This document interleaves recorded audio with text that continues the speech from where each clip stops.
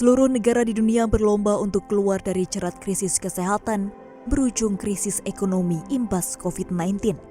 Berawal dari pasar makanan laut Huanan di pusat Wuhan, pasar yang riuh ramai sejak dini hari melayani pesanan pembeli, tapi semua berubah sejak akhir Desember 2019 saat sebuah wabah baru pertama diidentifikasi dari tempat ini lewat seorang pedagang yang mengalami flu. Ternyata, ini menjadi laporan kasus-kasus pertama dari sebuah virus corona baru yang sangat menular. Kini hanya beberapa negara yang mampu memompa nadi ekonomi dan mencatat pemulihan usai menjadi penyakitan akibat infeksi selama setahun terakhir. Seperti ekonomi Cina, Vietnam, dan Taiwan yang selamat tumbuh positif selama tahun lalu. Padahal Cina sebagai negara yang pertama mengkonfirmasi kasus COVID-19. Cina yang menerapkan kebijakan lockdown atau penguncian aktivitas kawasan selama hampir 3 bulan di awal 2020 sempat ambles parah pada kinerja ekonomi dan investasi. Namun mengakhiri 2020 dengan ekonomi tumbuh 2,3%. Kebijakan lockdown juga diberlakukan Vietnam hingga menyebabkan ekonomi tumbuh mini pada kuartal 2 tahun lalu. Tapi ekonomi Republik Sosialis ini mampu finish naik 2,9% di 2020. Selanjutnya Taiwan yang juga menerapkan respon cepat berupa pengendalian ketat, kali ini untuk perbatasan negara dan kebijakan karantina.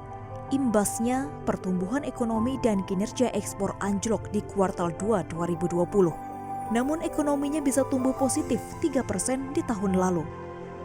Badan Perencanaan Pembangunan Nasional mengakui kontraksi yang dialami oleh Indonesia tidak sedalam negara-negara lain pada 2020. Tapi ternyata, ini tidak membuat upaya pemulihan ekonomi Ibu Pertiwi menjadi lebih cepat. Sementara itu, World Economic Forum menyatakan SoSafe akan menjadi pola pemulihan ekonomi global. Indonesia diperkirakan akan mengikuti pola ini. Kita tidak turun dalam sedalam negara lain, tetapi pemulihan ekonomi Indonesia ke tingkat sebelum krisis ini agak lambat. Ya, kita bandingkan dengan Cina yang pada bulan Februari dia sudah mulai naik. Cina pertama dengan quick response-nya dia melakukan lockdown 76 hari pada tanggal 23 Januari, kemudian membangun rumah sakit khusus dalam waktu 10 hari.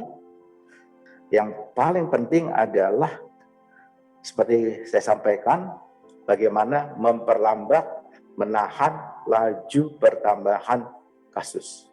Barangkali yang low hanging fruit yang kita harus kerjakan pertama adalah COVID. Jadi lalu yang kedua tentunya pada saat yang sama kita menghandle COVID, kita juga harus menjalankan reformasi struktural ya. Karena nantinya setelah COVID ini berakhir pelan-pelan yang dilihat itu kan tentunya adalah fundamental ekonomi kita secara struktural ya. Bukan hanya Indonesia yang masih gigit jari memburu pemulihan ekonomi yang masih samar dari ramalan masa depan. Negara adidaya Amerika Serikat dan kawasan Uni Eropa juga masih terengah-engah berkejaran dengan upaya menekan penularan tinggi dan mengembalikan ekonomi ke masa pra-pandemi. Gelontoran stimulus bantuan COVID-19 digelontorkan tanpa batas. As well as we have to deal at the same time with employment. We have to deal at the same time with business and growth of the economy. We can't let one wait. We can't get everybody well and then move on the economy. We have to move quickly on both, and I'm anxious to hear what these business leaders have to say about how they think I'm approaching this issue, we're approaching this issue, and to see if we can find some common ground. I know I've found some common ground with some of my Republican friends, a lot of Democrats as well, so clearly, the pandemic has confronted us with a serious health and economic crisis. And yes, the start of vaccinations provides hope. But citizens across Europe are still facing the dire social and economic consequences of the virus, and prospects about the future remains uncertain. Saat ini virus sudah kian meluas. Lebih dari 107 juta kasus tercatat di seluruh dunia. Belajar dari China dan negara lain yang mampu memulihkan ekonomi, respon cepat fokus pada daerah awal yang menjadi lokasi penyebaran awal seharusnya diterapkan di awal pandemi COVID-19. Kini menanti vaksin menjadi game changer untuk mengembalikan kondisi ke masa sebelum pandemi. Protokol kesehatan ketat harus terus melekat hingga syarat herd immunity yang didapatkan dari jumlah minimal vaksinasi pada populasi terrealisasi. Pemulihan ekonomi harus didahului dengan putusnya rantai penularan corona, semua dimulai dari kita semua. Di sisi lain, peran pemerintah memberi insentif dan relaksasi hingga kondisi kembali ke sedia kala. Tim Liputan CNBC Indonesia.